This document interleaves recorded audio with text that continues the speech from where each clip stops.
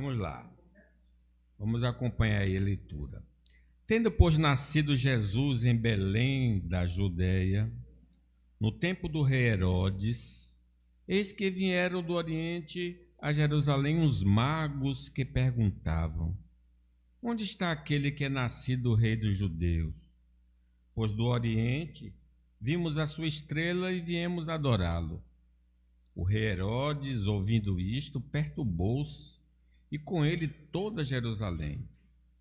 E reunindo todos os principais sacerdotes e os escribas do povo, perguntava-lhes: onde havia de nascer o Cristo? Responderam-lhe eles: em Belém da Judeia, pois assim está escrito pelo profeta: e tu, Belém, terra de Judá, de modo nenhum és a menor entre as principais cidades de Judá, porque de ti sairá o guia que há de apacentar o meu povo de Israel. Então Herodes chamou secretamente os magos e deles inquiriu com precisão acerca do tempo em que a estrela aparecera. E enviando-os a Belém, disse-lhe: ide perguntai diligentemente pelo menino, e quando o achardes, participai-me, para que também o vá e o adore. Tendo eles, pois, ouvido o rei, partiram. E eis que a estrela que tinham visto quando no Oriente ia diante deles, até que chegando se deteve sobre o lugar onde estava o menino. Ao verem eles a estrela, regozijaram-se com grande alegria. E entrando na casa, viram o menino com Maria, sua mãe, e prostrando-se o adoraram. E abrindo seus tesouros, ofertaram-lhe dádivas, ouro, incenso e mirra. Ora, sendo por divina revelação avisados em sonhos, para não voltarem a Herodes, regressaram à sua terra por outro caminho. Meus irmãos, esse texto é muito lindo, porque já se passaram 2 anos do nascimento do Senhor. Só que a capital, Jerusalém, não tinha conhecimento da chegada do rei. Nós sabemos que foram o anjo que anunciou aos pastores, os pastores foram averiguar. Então, a partir dessa revelação, ninguém mais soube da chegada do rei. Já mais ou menos 2 anos se passaram e Deus então envia os gentios para comunicar ao povo do Senhor a chegada do rei. E esse anúncio foi um anúncio aos políticos, aos religiosos e à própria cidade de Jerusalém. E nós vimos pela leitura que trouxe angústia. O nosso Salvador, apesar de ser Deus, em sua encarnação foi um homem destituído de posses. O seu nascimento não foi na capital. Antes de nascer Salvador. Não foi na capital, Jerusalém, mas em uma humilde cidade chamada Belém, que nós lembramos significa a casa do pão. Lá onde Elimeleque saiu para ir para Moabe, né? Depois Noemi voltou para a casa do pão, ouvindo falar que havia pão na cidade.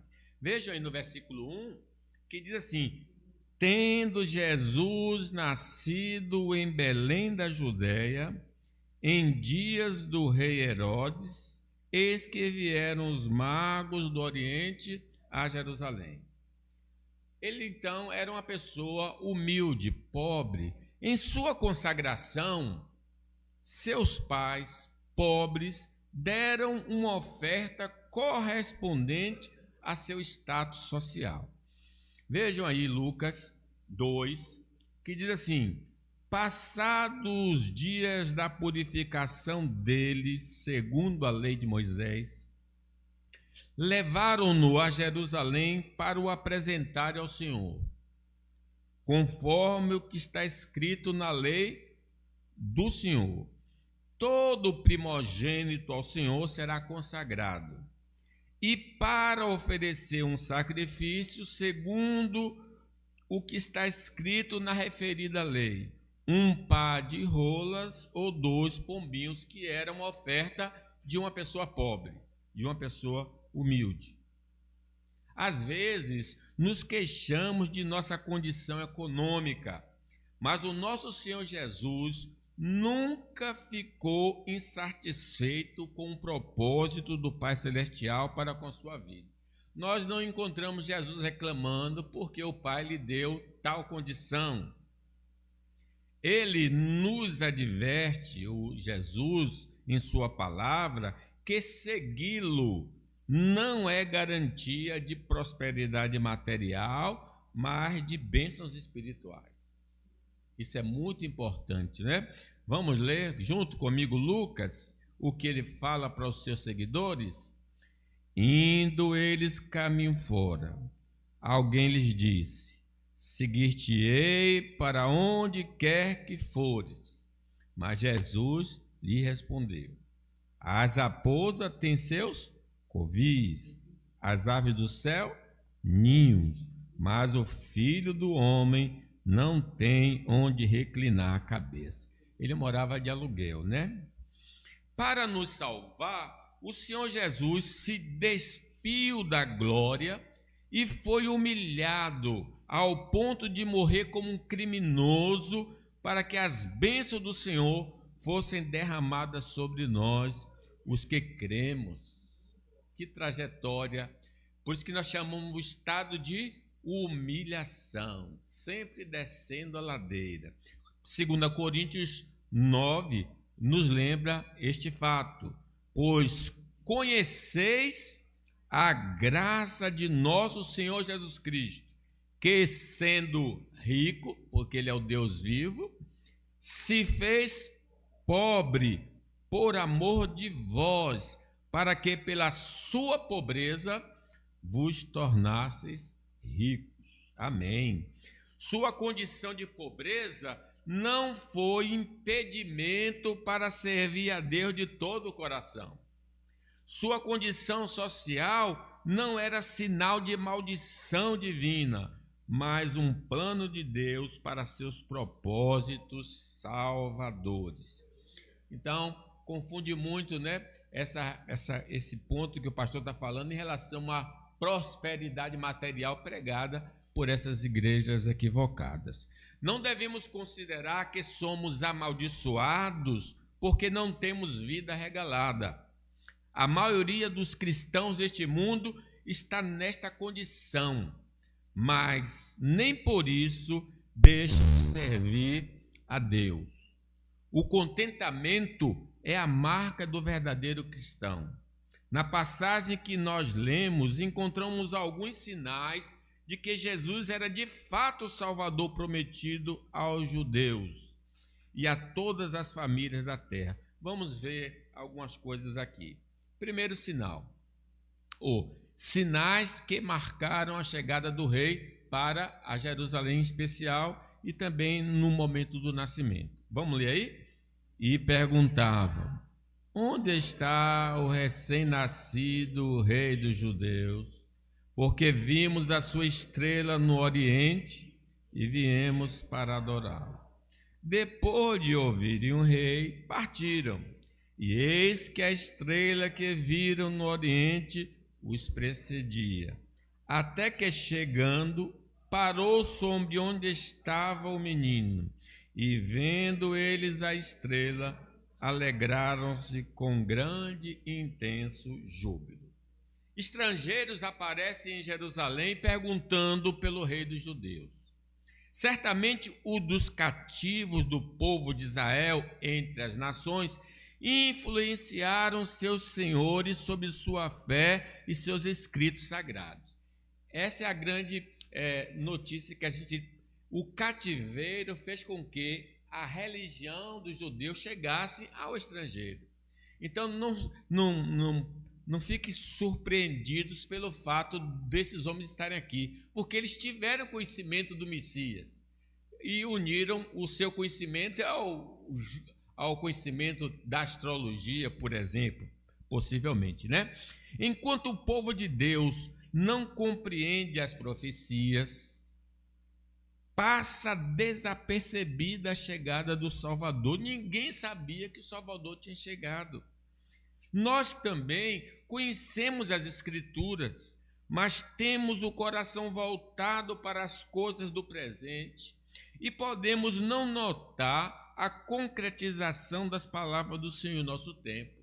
Um povo que não está voltado para as coisas espirituais não vai perceber que Deus está concretizando suas promessas. O outro sinal que aconteceu no nascimento de Jesus foi a manifestação de seres angelicais, agora no nascimento propriamente dito, comunicando e cantando a chegada do Salvador. Para esses homens, os magos, foi a estrela. Para os pastores, foi o coral de anjos e a comunicação da salvação. O que diz Lucas? Havia naquela mesma região pastores que viviam nos campos e guardavam seu rebanho durante as vigílias da noite. E um anjo do Senhor desceu aonde eles estavam, e a glória do Senhor brilhou ao redor deles, e ficaram tomados de grande temor. E subitamente apareceu com um anjo uma multidão da milícia celestial, louvando a Deus e dizendo: glória a Deus nas maiores alturas, né? Sim, é motivo de nossa proclamação aos homens deste mundo a vinda do Salvador, bem como prestar culto a Deus por ter ele se compadecido de nós, enviando o seu Filho unigênito para nos salvar da morte eterna. Eis aqui trago nova de grande alegria que será para todo o povo. Na sua chegada houve sinais, mas também na sua morte houve escuridão, terremoto, mortos ressuscitaram e o véu do templo foi rasgado. Mateus 27:4 diz: desde a hora sexta até a hora nona houve trevas sobre toda a terra. E eis que o véu do santuário se rasgou em duas partes, do alto a baixo. Tremeu a terra, fenderam-se as rochas, abriram-se os sepulcros, e muitos corpos dos santos que dormiam ressuscitaram. E saindo dos sepulcros depois da ressurreição de Jesus, entraram na cidade santa e apareceram a muitos. O centurião e os que com eles guardavam a Jesus, vendo o terremoto e tudo o que se passava, ficaram possuídos de grande temor e disseram: verdadeiramente este era o Filho de Deus. Ele chega com sinais, ele parte com sinais e ele também volta com sinais. Certamente não foi uma morte comum. Ele estava pagando com sua vida os nossos pecados. Ele morreu glorificando a Deus. Que a nossa vida até o dia da nossa partida seja como a do Senhor Jesus Cristo, fazer a vontade do Pai. Quando o Senhor Jesus Cristo retornar a este mundo, sinais assombrosos precederão sua gloriosa chegada. Para os ímpios serão dias de terror, mas para nós que cremos em Jesus, sinais de alegria e glória, porque a nossa redenção é chegada. Mateus 24:29, vamos ler. Daqueles dias o sol escurecerá, a lua não dará sua claridade, as estrelas cairão do firmamento e os poderes dos céus serão abalados. Então aparecerá no céu o sinal do Filho do Homem. Todos os povos da terra se lamentarão e verão o Filho do Homem vindo sobre as nuvens do céu com poder e muita glória. Os judeus não perceberam a presença de Cristo por estarem focados na restauração política de Israel e não espiritual. Era o interesse deles. Observemos os sinais preditos pelo Senhor para que aquele dia não nos surpreenda e sejamos excluídos da sua festa. Vamos estar continuamente preparados, porque se ele não vier agora, certamente nós iremos ao seu encontro. Prepara-te, ó Israel, para encontrar com o Senhor teu Deus. Segunda afirmativa, houve muita preocupação com a chegada do rei. Observe aí, versículo 3, leamos. Tendo ouvido isto, alarmou-se o rei Herodes e com ele toda Jerusalém. Não é uma boa notícia? Mas parece que não foi para Herodes, não foi para os sacerdotes e não foi, de um modo geral, para o povo de Jerusalém. Ao saberem pelos magos da presença do Messias prometido, em vez de alegria intensa, houve perturbação nos corações das autoridades religiosas e políticas. Eles ficaram agitados, com a mente intranquila, preocupados, com medo, ansiosos, porque eles queriam o reino para si e a presença do Salvador ameaçava o reino deles. Eles queriam reinar e chegou o Filho de Deus para tomar o seu lugar. Herodes, descendente de Esaú, dominava sobre os judeus e ele é chamado o rei dos judeus, Herodes. Os sacerdotes que governavam internamente também queriam o poder. Não havia lugar para Jesus ali naquela história, naquele governo. Toda autoridade deste mundo que procura usurpar o domínio de Deus e indivíduos que não gostam de se submeter aos mandamentos do Senhor tremem ao ouvir falar da chegada do Rei Jesus, porque sua rebelião será punida com ele. Então muitos hoje têm medo quando se fala Jesus está voltando. Ficam assombrados como Herodes, como os sacerdotes. Até os demônios estremeciam com a presença de Jesus no território em que eles operavam e entravam em desespero. Mateus 28, veja a situação dos demônios.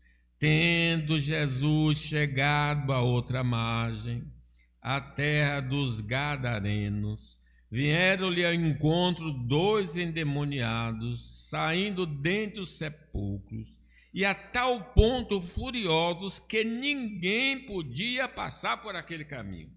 E eis que gritaram: que temos nós contigo, ó Filho de Deus? Vieste aqui atormentar-nos antes de tempo? Herodes com medo, os sacerdotes com medo, o povo com medo, os demônios com medo com a chegada do rei. Sim, a presença de Jesus incomoda homens e demônios que vivem na contramão da vontade de Deus. Estar associado ao Senhor Jesus neste mundo caído pode nos causar grandes transtornos. Por isso, muitos não confessam diante de amigos, parentes e vizinhos, mesmo sendo abençoados pelo Senhor, para não serem reprovados por eles. As pessoas têm medo de sofrerem por causa do nome de Jesus. Aí vejam o pai do cego de nascimento que foi curado, João 9, 18.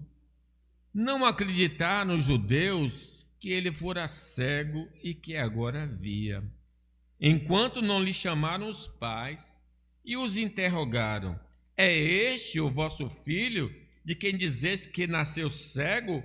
Como, pois, vê agora? Presta atenção à reação dos pais. Então os pais responderam: sabemos que este é nosso filho e que nasceu cego, mas não sabemos como vê agora. Ou quem lhe abriu os olhos também não sabemos.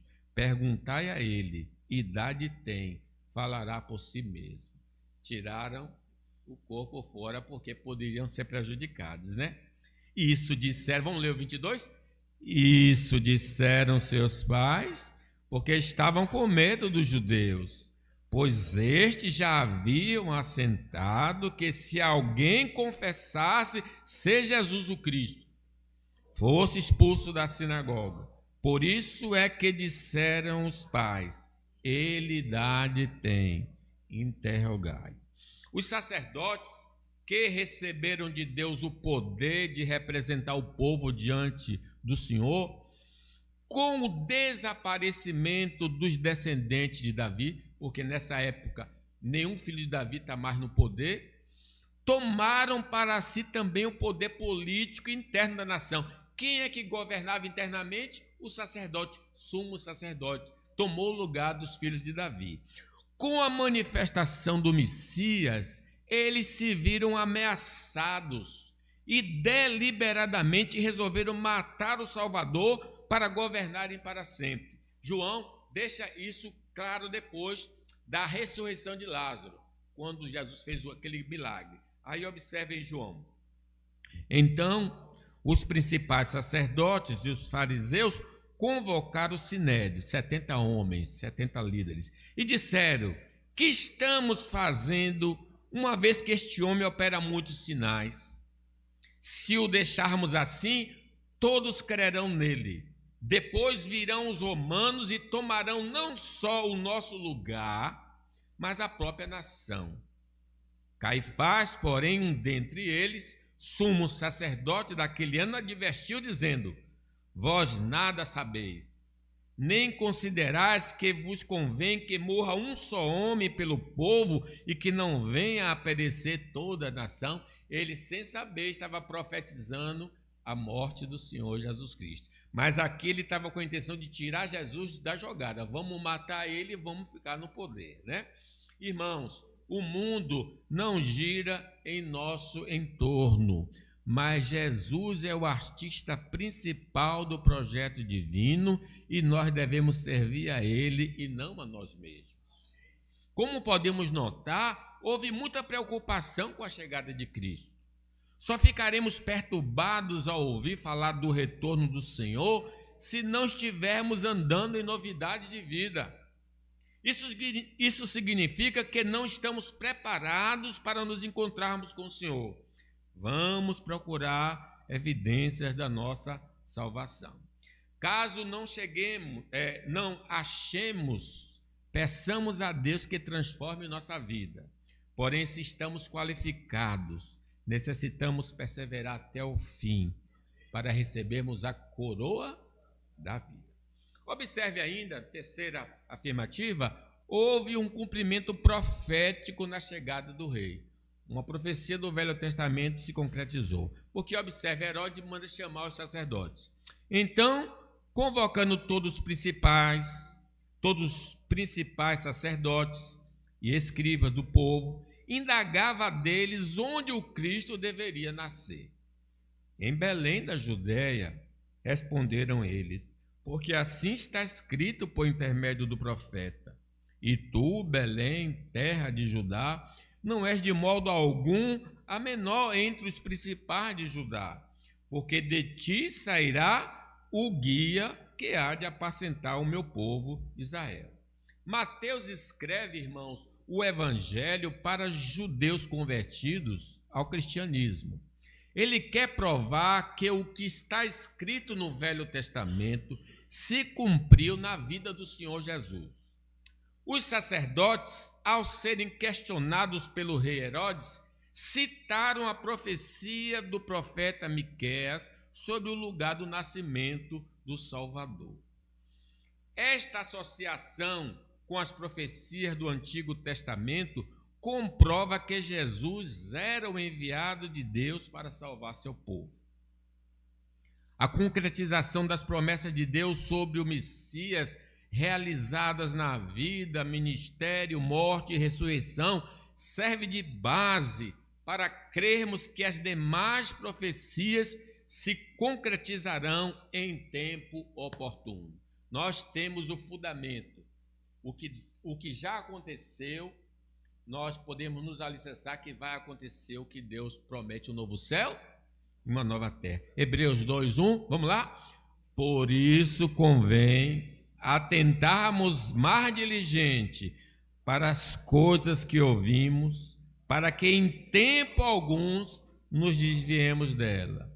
Pois se a palavra falada por anjos permaneceu firme, e toda transgressão e desobediência recebeu justa retribuição, como escaparemos nós se descuidarmos de tão grande salvação, a qual, tendo sido anunciada inicialmente pelo Senhor, foi-nos depois confirmada pelos que a ouviram, testificando Deus juntamente com eles, por sinais e prodígios, e por múltiplos milagres e dons do Espírito Santo, distribuídos segundo a sua vontade. O tempo da realização da profecia não segue calendário humano, mas divino. Não podemos marcar dia e hora quando qualquer profecia há de se cumprir, mas nosso dever é crer que Deus não pode mentir e o que ele falou se concretizará. A concretização das promessas da primeira vinda do Salvador deveria fortalecer a nossa fé nas palavras do Deus vivo. Necessitamos crer no livro de Deus. A quarta afirmativa. A profecia revelou que o Messias vai pastorear o povo de Deus. Vamos ler? E tu, Belém, terra de Judá, não és de modo algum a menor entre as principais de Judá, porque de ti sairá o guia que há de apacentar o meu povo Israel. O guia, o pastor é Jesus. O bom pastor chegou, né? Nós sabemos, por meio da Bíblia Sagrada, que o Senhor Jesus exerce os 3 ofícios. Ele é sacerdote, profeta e rei. Em especial, ele afirmou ser o bom pastor. João 10, 11, ele diz: eu sou o bom pastor. O bom pastor dá a vida pelas ovelhas. Eu sou o bom pastor. Conheço as minhas ovelhas e elas me conhecem a mim. Assim como o Pai me conhece a mim, eu conheço o Pai e dou a minha vida pelas ovelhas. Ainda tenho outras ovelhas, não deste aprisco. A mim me convém conduzi-las. Elas ouvirão a minha voz. Então haverá um rebanho e um pastor. O Senhor está nos guiando e tudo fazendo para o nosso bem. Tudo que necessitamos para essa grande jornada, Ele está provendo. Salmo 23, versículo 1. O Senhor é o meu pastor, nada me faltará. Deitar-me faz em pastos verdejantes. Guia-me mansamente às águas tranquilas. Refrigera minha alma. Guia-me pelas veredas da justiça, por amor do Senhor. Temos suas palavras e seu Santo Espírito. Estamos seguros porque Ele irá à nossa frente.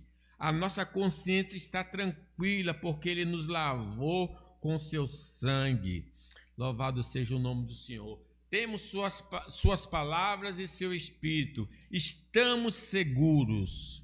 Louvado seja Deus. A sua palavra tem nos alimentado e nos dado esperança de um futuro glorioso. Não estamos mais debaixo da condenação.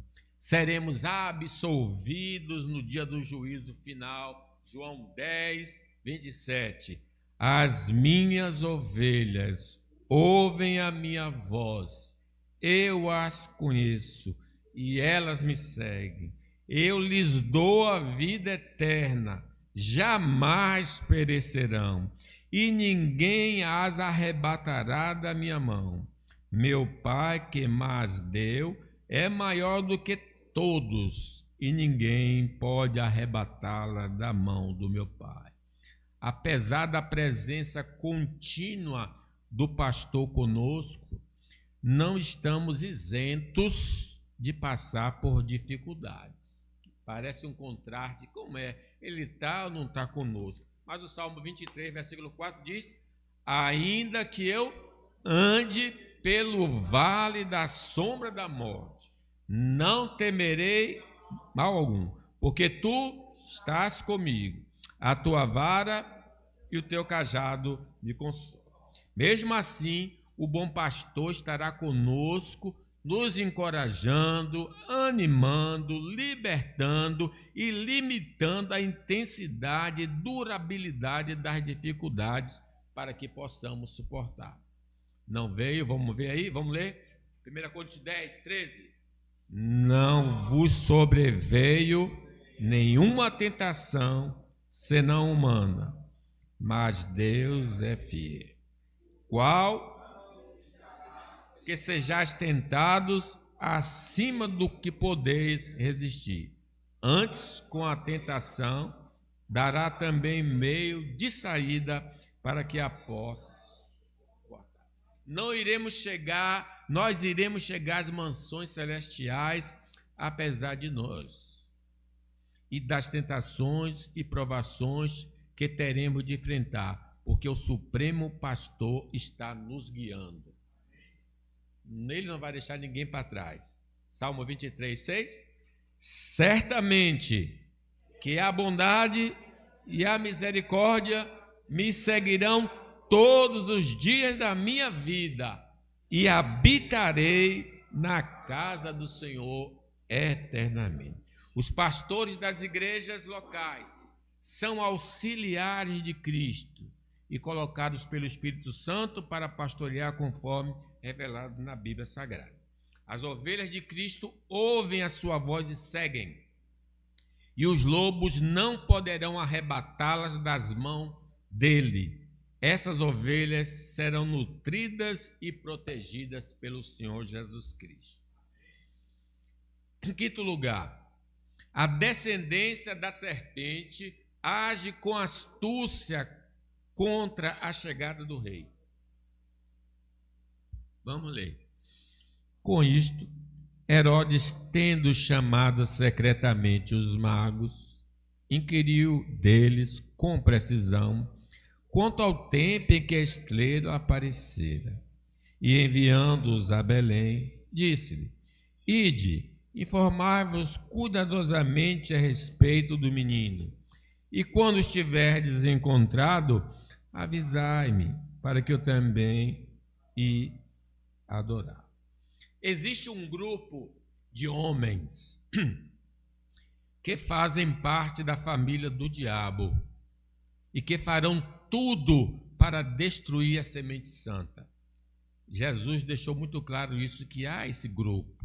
João 8,42, se referindo aos sacerdotes.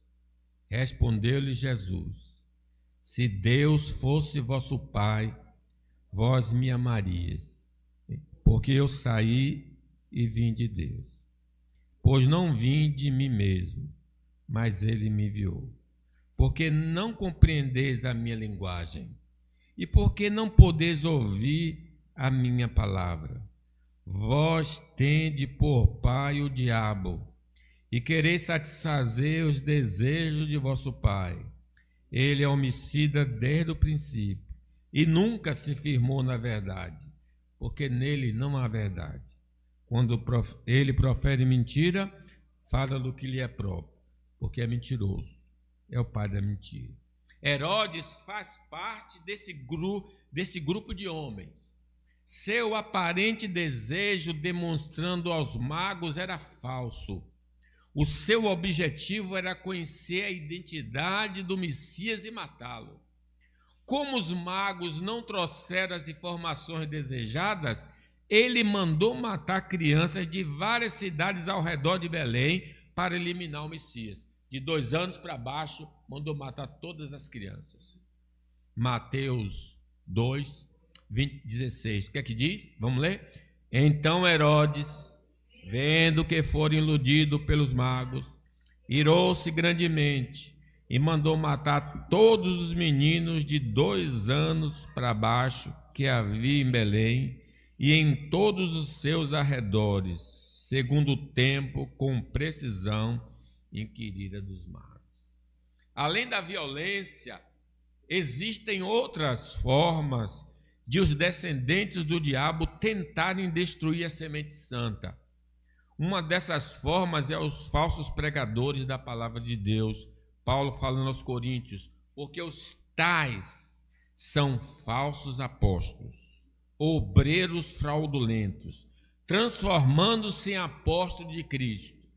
E não é de admirar, porque o próprio Satanás se transforma em anjo de luz. Não é muito, pois, que os seus próprios ministros se transformem em ministros de justiça, e o fim deles será conforme as suas obras. Com aparência de piedade e falando distorcidamente a palavra de Deus, eles irão procurar nos afastar do verdadeiro evangelho, para que possamos nos perder eternamente. Por causa deles, muitos vão apostatar da fé, e por causa de suas vidas tortas, vão escandalizar o evangelho e afastar os homens do caminho de Deus. 2 de Pedro 2:1. Assim como no meio do povo surgiram falsos profetas, assim também haverá entre vós falsos mestres, os quais introduzirão dissimuladamente heresias destruidoras, até ao ponto de renegarem o soberano Senhor que os resgatou, trazendo sobre si repentina destruição. E muitos seguirão as suas práticas libertinas, e por causa deles será infamado caminho da verdade. Por meio do ensino dos falsos mestres, os ignorantes que vivem em nosso meio vão adotar um estilo de vida proibido por Deus, negando sua profissão de fé ao Senhor. Paulo, escrevendo aos Coríntios, diz: já em carta vos escrevi que não vos associeis com os impuros. Refiro-me com isto não propriamente aos impuros deste mundo, ou aos avarentos, ou roubadores, ou idólatras, pois neste caso teríeis de sair do mundo. Mas agora vos escrevo que não vos associeis com alguém que, dizendo-se irmão, foi impuro, ou avarento, ou idólatra, ou maldizente, ou beberrão, ou roubador, com esse tal, nem ainda com mais. Os falsos pastores se infiltram nas igrejas e semeiam contenda com a liderança local para ocupar seus lugares. Eles vão introduzir ensinos falsos e comportamentos pecaminosos. Eles são o joio no meio do trigo de Deus. Eles não escaparão do juízo divino, nem os seus seguidores. Aí chega o final da nossa mensagem, sexto ponto: adorar e ofertar são atos que devemos fazer para com o Salvador. Vamos ler 11? Entrando na casa, viram o menino com Maria, sua mãe. Prostrando-se, o adoraram. E abrindo seus tesouros, entregaram suas ofertas, ouro, incenso e mirra. Os magos, ao verem o Senhor Jesus, o adoraram. Este é o dever de todo homem, adorar o Salvador do mundo. Quando o sacerdote Simeão viu o nosso Senhor, louvou a Deus por tão grande salvação. Lucas registra: havia em Jerusalém um homem chamado Simeão, homem este justo e piedoso, que esperava a consolação de Israel, e o Espírito Santo estava sobre ele. Revelara-lhe o Espírito Santo que não passaria pela morte antes de ver o Cristo do Senhor. Movido pelo Espírito, foi ao templo. E quando os pais trouxeram o menino Jesus para fazerem com ele o que a lei ordenava, Simeão tomou nos braços e louvou a Deus, dizendo: agora, Senhor, podes despedir em paz o teu servo, segundo a tua palavra, porque os meus olhos já viram a tua salvação. Que coisa linda! O último dia desse homem foi pegar o Cristo e agradecer, né? Os seres angelicais estão sempre na presença de Jesus, adorando pela sua grandeza e majestade. Apocalipse 5:11. E olhei e vi a voz de muitos anjos ao redor do trono e dos seres viventes e dos anciãos. E o número deles era miríades de miríades e milhares de milhares, que com grande voz diziam: digno é o Cordeiro que foi morto de receber o poder e riqueza e sabedoria e força e honra e glória e louvor. Nós devemos adorar o Senhor Jesus, porque Ele se dispôs a se humilhar para nos resgatar. Ele deixou a glória para ser um de nós. Nessa condição, Ele aceitou ser desprovido do status elevado para sofrer como a maioria dos homens. Sendo santo, por amor de nós, viveu entre os impuros para nos purificar e nos qualificar para estarmos diante de Deus. Filipenses 2:6 diz: o qual, subsistindo em forma de Deus, não considerou o ser igual a Deus, coisa que se devia aferrar, mas esvaziou-se a si mesmo, tomando a forma de servo, tornando-se semelhante aos homens, e achando na forma de homens, humilhou-se a si mesmo, tornando-se obediente até a morte e morte de cruz. Não podemos deixar de fora a sua exaltação como fonte para a nossa adoração. Ele ressuscitou ao terceiro dia para a nossa justificação. Por espaço de 40 dias esteve entre nós e falou acerca do reino aos seus apóstolos, e depois subiu aos céus, onde está à direita do Pai, governando o universo e protegendo a sua igreja. Ele irá voltar para nos levar para um novo céu e uma nova terra. Atos 1:10. Estando eles com os olhos fitos no céu, enquanto ele subia, eis que junto deles apareceram 2 varões vestidos de branco, os quais lhe disseram: varões galileus, por que ficais aí olhando para o céu? Esse Jesus que dentre vós foi elevado para o céu, há de vir, assim como para o céu o viste ir. Irmãos, porque fomos salvos por Cristo, é nossa obrigação agradecer e adorar a Deus, em particular e em público. Salmo 116:2. Que darei eu ao Senhor por todos os benefícios que me tem feito? 13, todo mundo. Tomarei o cálice da salvação e invocarei o nome do Senhor. Os magos adoraram ao Senhor, presenteando-o com valiosos presentes. Versículo 11. Entrando na casa, viram o menino com Maria, sua mãe. Prostrando-se, o adoraram. E abrindo os seus tesouros, entregaram-lhe suas ofertas, ouro, incenso e mirra. Temos feito o mesmo? Será que a nossa avareza tem nos impedido de devolver os dízimos e as ofertas voluntárias? Um coração agradecido não será mesquinho para com o Senhor.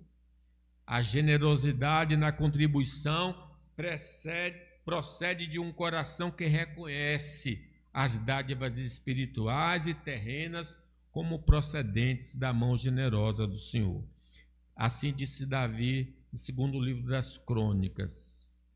Pelo que Davi bendisse ao Senhor na presença de toda a congregação, dizendo: bendito és tu, ó Senhor, Deus de nosso Pai Israel, de eternidade a eternidade. Tu é, ó Senhor, a grandeza, e o poder, e a glória, e a vitória, e a majestade, porque teu é tudo quanto há no céu e na terra.